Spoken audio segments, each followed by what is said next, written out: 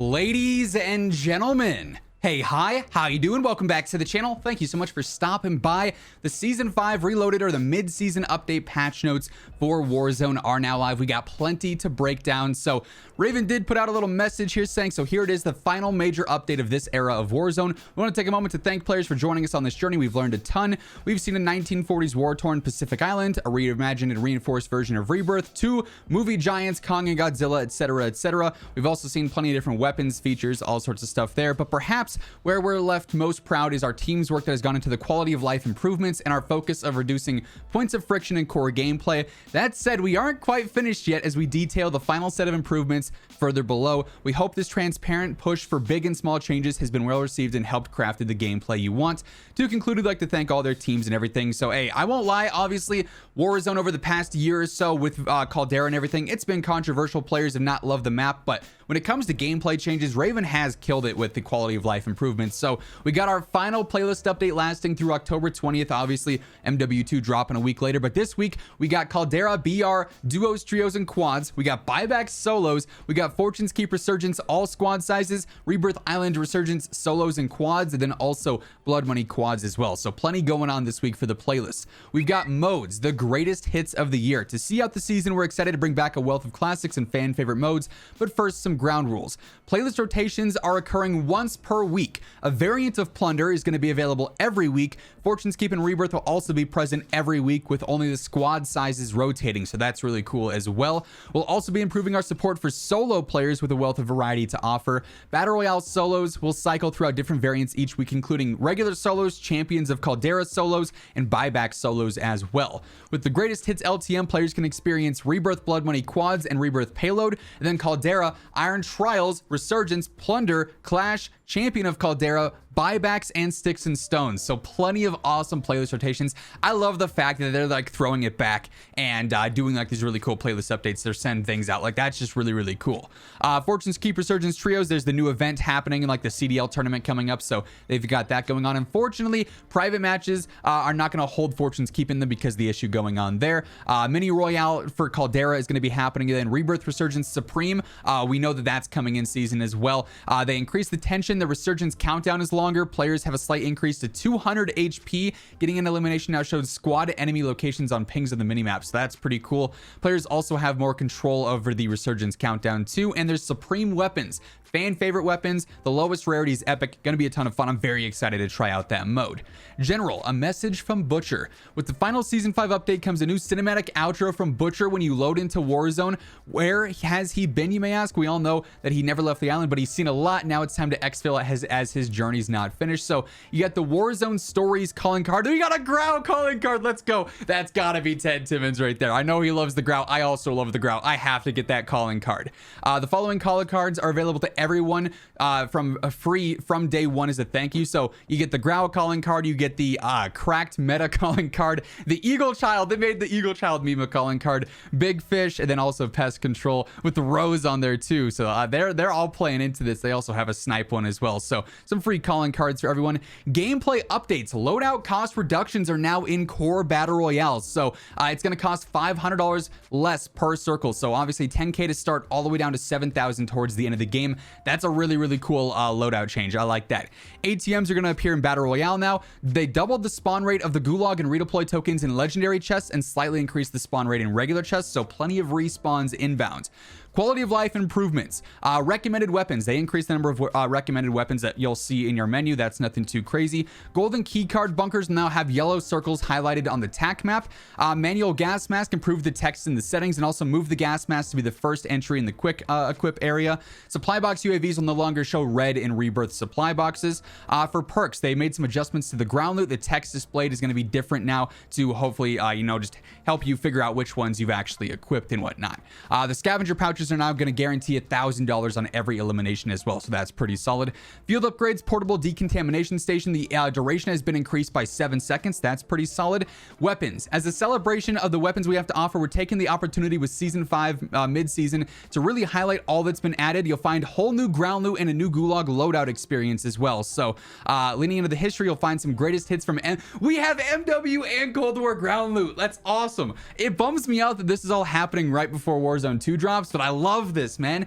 MW weapons are back. Cold War weapons are back. We also have Vanguard guns as well. We got 2 new weapons that obviously we're going to be covering later today. So make sure you subscribe with those noties turned on. Around 53% of viewers watching are not subbed yet. So every single day I got you covered with all things COD. We'll be breaking down the new weapons later on, class setups, all that sort of stuff. For weapon changes, I'll zoom in here. The AMAX max damage range was increased and the upper torso multiplier increased. The AMAX got a buff. You love to see it. Might be back in the meta, we'll see. Assault Rifle Hotel, this is the automaton. Neck multiplier decreased, lower torso multiplier decreased, so the automaton gets a nerf there. Assault Rifle Charlie, I believe this is the Kilo, I want to say. Neck damage multiplier increased just a tad bit. The QBZ headshot multiplier and neck damage multipliers increased, so QBZ got a buff. The Odin got a buff. The muzzle velocity is better. The upper arm damage multiplier is better. And that's not going to make it meta. The thing is still way too slow and the mag size sucks, but Odin will be slightly better now for those who like to use that. On the EX1, we saw a minimum damage increase, so that's now buffed, and the ADS spread is actually decreased. There's also some damage increases on some of the barrels here. The control is better on the low temp laser, same deal with the accuracy. And then on the charge amp PV, the movement speed penalty was decreased, and so is the ADS movement speed penalty. Assault Rifle Bravo, that auto burst fire, this is the ITRA, I believe. That's now enabled. The Rapida barrel got some changes here, decreased to the fire rate, but the vertical control is better. Or actually, the vertical control is worse now because that's the recoil, not control. However, the horizontal recoil control penalty was also increased, so that's just going to be harder to use. On the 36 round mags, the burst fire cooldown, those were decreased, and then hard scope, the initial control was decreased. So overall, the ITRA is not going to be feeling the same anymore. The EM2 from Cold War, minimum damage increase, so that's the long range damage, and the headshot multiplier was increased, so the EM2 is going to be hitting now. The FFAR got a buff with better velocity. Also, the ADS movement speed and ADS transition time, those were both buffed. The ultralight barrel movement speed is also now faster. On the Volk, the ADS movement speed scalar was decreased, so they're buffing non-Vanguard guns and nerfing Vanguard guns. This is interesting. Shotguns, ugh, I don't love this. The Ironhide damage was increased here, so that'll be a bit stronger. The headshot damage on the Buck and Slug is also better. The combat shotgun from Vanguard, rechamber time was decreased. The slug round damage was also increased in various ways. For Shotgun Bravo, I believe this is the Gallo. The damage, pellet damage rather, was increased. Also, the ADS time was decreased, so that's going to be stronger now. Same deal with the damage range barrel increase for the reinforced barrel, so that'll be better now. Street Sweeper, its pellet damage also got increased, so the shotguns might be making a bit of a comeback here, not gonna lie. Not sure if I love that. For SMGs, no surprise here with the Armaguerra got some nerfs. Headshot multiplier, neck multiplier, ADS movement speed scalar all got nerfed. Skeletal barrel movement was decreased. The 9mm60 capacity was decreased by 5. The 72 capacity was decreased by a few as well, so those are not going to be as good now. The Bullfrog got a slight buff. Lower arm multiplier and the hand multiplier, so very minimal buffs there. That's not making the Bullfrog much better in my opinion. The RA225 neck multiplier was nerfed. The rapid barrel rate of fire was nerfed, so was the recoil as well. 38 round mag capacity was increased, and the 38 round mag for the ACP capacity was also increased, so sort of some crossing out there, some buffs, some nerfs there to the RA225. The Blixen lower torso multiplier was nerfed, so that'll hit less now. The ISO got a neck multiplier increase and a sprint of fire speed increase, so the ISO is going to be a bit better. The CX9, oh, this could be a top tier contender low key. Headshot multiplier increase, neck multiplier increase, sprint of fire speed increased. I think the CX9 might be used quite a bit to round things out. The KSP, oh, Lazy's going to have a field day with this, but they actually nerfed the multiplier for lower extremities, but the auto burst is now there. SMG Charlie, this is the MP40 based on the magazine here. Worse velocity, worse range on the 45 round mag, so slight nerf to the MP40. PPSH, minimum damage, long range damage decreased. The upper leg damage multiplier was decreased, so some nerfs to the PPSH there. The hip fire accuracy was decreased on the hip fire barrel, and on the 71 round mags, which just got buffed in the last update, the capacity is now down. The damage range penalty was nerfed, the rate of fire was nerfed, the control was nerfed, and the accuracy for hip fire was nerfed. So big nerfs to the 71 round mags. That might honestly force us back to the Gorenko 71 instead. The rapid barrel also had its rate of fire and control nerfed, and on tight grip, the benefit that tight grip provides has been decreased, but tight grip didn't do anything before, so no change on that one. For LMGs, the UGM got a nerf. No surprises here. Long range damage nerf, headshot multiplier, neck multiplier nerf, also worse recoil now. On the 736 barrel, worse velocity now. The 560 barrel velocity was actually buffed, and then on the 125 round box, lower capacity now. now and worse control. So, I mean, the UGM definitely taking some hits there to the meta setup. For marksman rifles, the MW crossbow multiplier increase for lower torso and upper extremity, so that'll be a bit stronger now to potentially one-shot. The M1 Grand minimum damage was nerfed. Also, hardscope's control benefits were decreased and nerfed there. For snipers, sniper rifle Charlie from MW. This is the AX50, I want to say. Bullet drop-off decreased, muzzle velocity increased. Sniper rifle Alpha. So this is either the HDR or the AX50 here. I was wrong. This is the Dragunov. They buffed it. I don't know how to feel about this. Max range increased, max damage increased, minimum damage increased, so all basic damage ranges there essentially. Also, upper torso multiplier was decreased. The Rytech can now one-shot to the head at all ranges. That could be pretty solid. Now sort of competing with the Gorenko. Headshot multiplier also increased, and the explosive mag direct hit damage was increased. The Pellington faster ADS now, neck multiplier increased, upper torso and lower torso multipliers increased.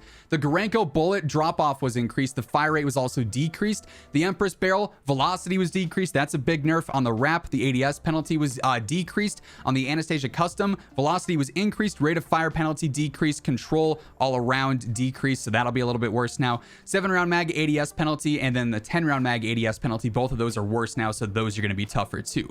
For tac rifles, there's nothing, I guess. This is a pistol. The Klauser's a pistol. The Wyvern barrel here, that ended up getting some changes to the damage range, the control and whatnot. 200 got some changes to the velocity, the ADS penalties here, and the 45 ACP mags capacity was increased, rate of fire penalty decreased. For launchers, they buffed the Joker? What? Why? Okay. Then also launcher Alpha from Cold War. I'm not sure exactly which one this is. The mid damage range was increased. So they're buffing some launchers. EOD might be making a comeback. For attachments, underbarrels, the bipod ADS time is decreased. So, I mean, honestly, it's not worth using anyways. For optics, the 3 to 6 times scope magnification was increased, and the visual recoil was increased. That's a big nerf to the 3 to 6 times scope. Like, that honestly makes the 2.5 times or the other options way better now. Same deal with the 4 to 8. So, yeah, these long-range scopes on Vanguard guns are not going to be it anymore. Gun perks, mechanic vehicle damage bonus was increased. Vital vertical control penalty and horizontal control penalties were increased, so that'll be worse now. Steady ADS movement speed was increased, so that got a slight buff. Then the recoil booster, the accuracy is decreased when you use that now. We move on into the bug fixes here. Those were some great weapon patch notes, by the way. Just got to throw that out there. Fix an issue with Gulag audio. That's great. An issue causing players to not receive their last call tier skip. Additional collision issues per usual. An issue with the UGM MK3 reflector optic being locked. An issue with the bipod attachment causing bullet impacts and tracers to not display. An issue with the grav where the base blueprint statistics were not the same. An issue with the Whitley with sleight of hand causing an unintentional delay. An issue with the EX1 with the Vanguard camos. An issue with the push dagger Vanguard camos. Then also some camo challenges not tracking. They also have the Trello. Then finally, we got our update sizes for PlayStation 6 gigs, for Xbox 5 gigs, for PC 13.9 or 14 depending on what you own there. And those are presumably our final patch notes for Warzone 1. Some great patch notes, I gotta say. That'll wrap things up. Thank you so much for tuning in, and until next time, take it easy, have an awesome rest of your day. I'll catch you guys later. Peace out.